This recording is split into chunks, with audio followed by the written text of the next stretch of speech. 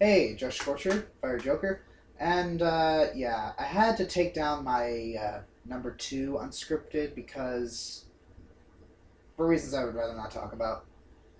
Okay, so if you're all wondering, it's my next video is coming. I just had a brief moment of writer's block, but it's coming. It's like I just got past it, and it's well underway. And today I thought I'd talk about a certain comment I made regarding a certain game in a certain video. I am, of course, referring to the comment I made about Okami. Yes, I don't like it. I'm sorry. And it's like some of the comments you guys have been giving me? What the heck, guys? It's like, it's my freaking opinion. It's like, if you like it, that's fine. It's like, we're not all the same. We're different. It's like not everybody likes the same things. So get off my back and stop sending me all these hate messages. Jeez. And now let me go into further detail why I hate Okami. I don't hate it just for the boss rushing in repeated segments. That is shallow and superficial. It's like the reason I didn't go into more depth into why I hated Okami in my video is because I was just staying on topic. Alright. I played both versions of Okami, the PS2 and the Wii version.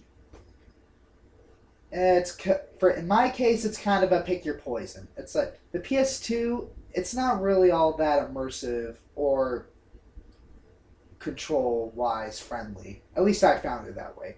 I found the Wii version a lot more immersive with the whole painting aspect, but there were a lot of response issues, and that could really hurt you in the combat. And that's the first thing I hate about Okami: the combat. Oh my gosh, I do not like the weapons that you get in Okami. The shield I don't like it. It's a bit of the stuff in Okami is a bit of a butt masher, and it's really a lot of the same. There's not much difference. Yeah, I played Dynasty Warriors, but at least that thing spices things up with special moves and super special moves called Musou attacks. But Okami's just mashing the same button over and over, and it really gets tiresome.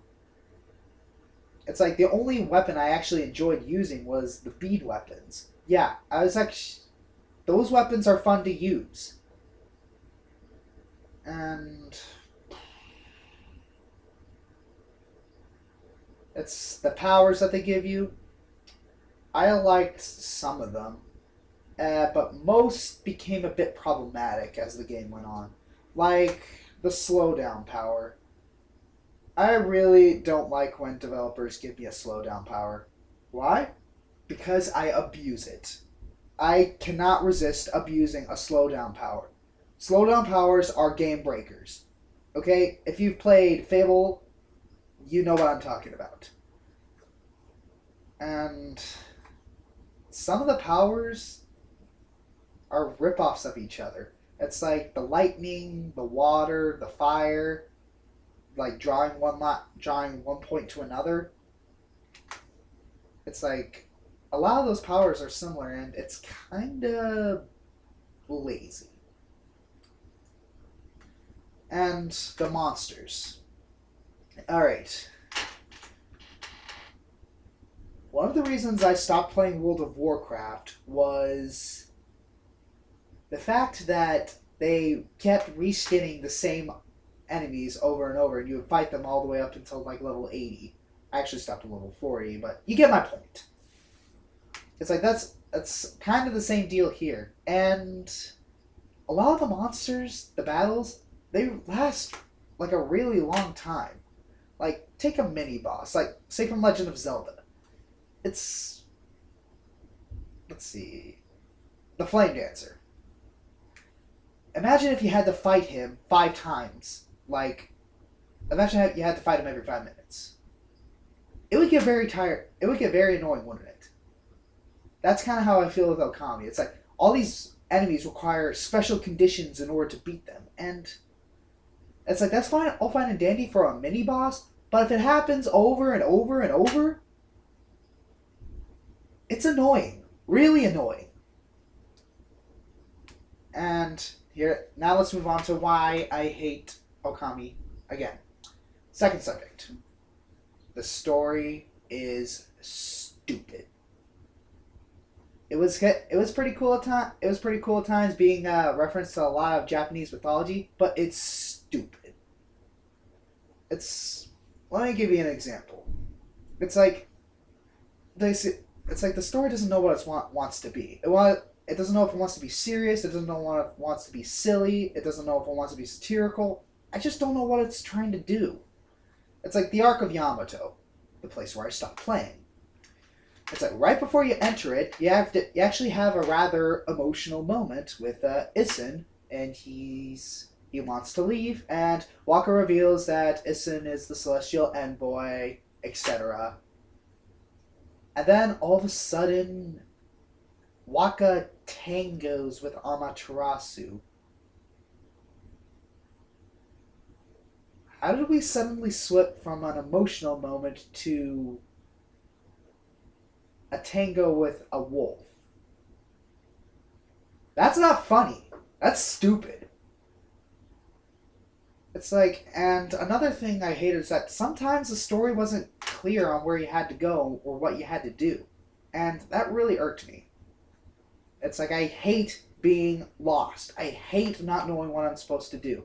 It's like, I'm not an exploration kind of guy. It's like, that's why I'm really not a fan of, like, the original That's not why I'm really not a fan of, like, the original Metroid or even Super Metroid, because I really don't like not knowing where I'm going.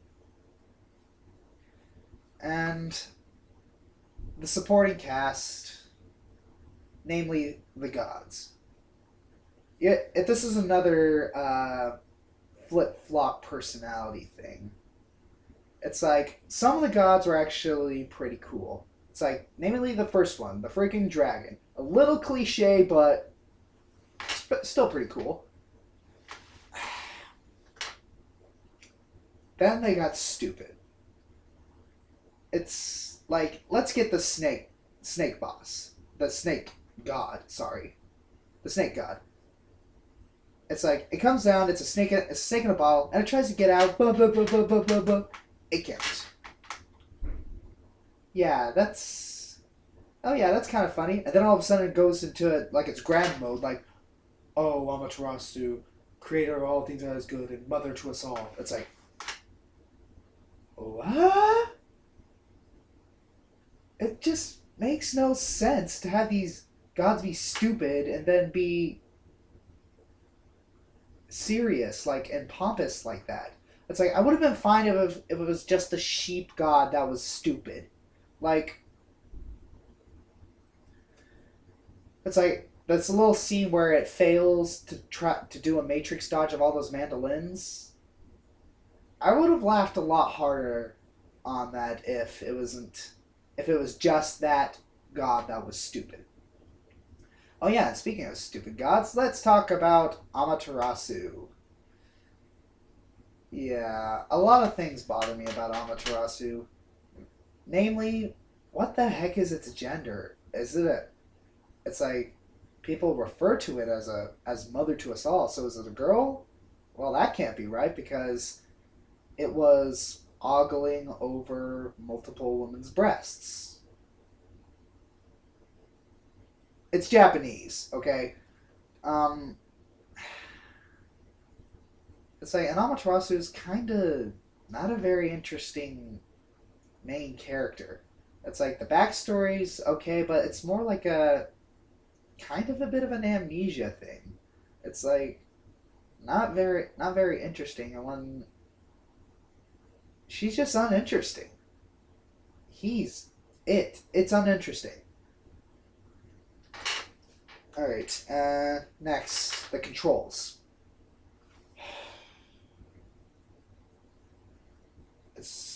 I don't know if you guys had problems with these, but I did. I had you know those little clovers that gave you a bit more worship? Those things were a bit of a pain to draw circles around just to heal them. And even the trees. It was a pain just to try and get just a little bit of worship points, and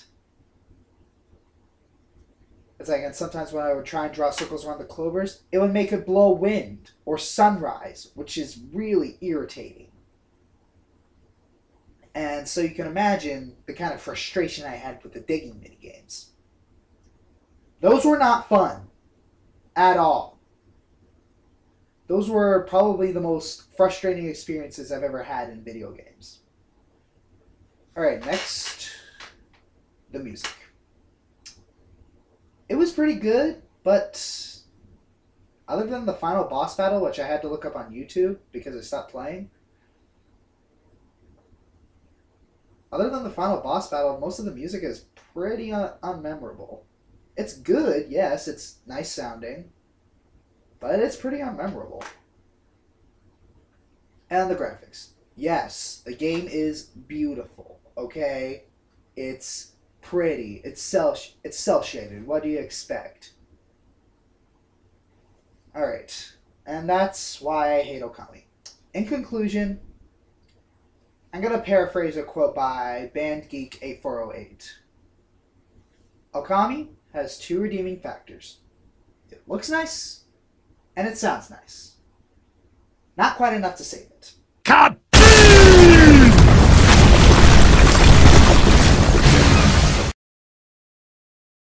Awesome rock on her, though.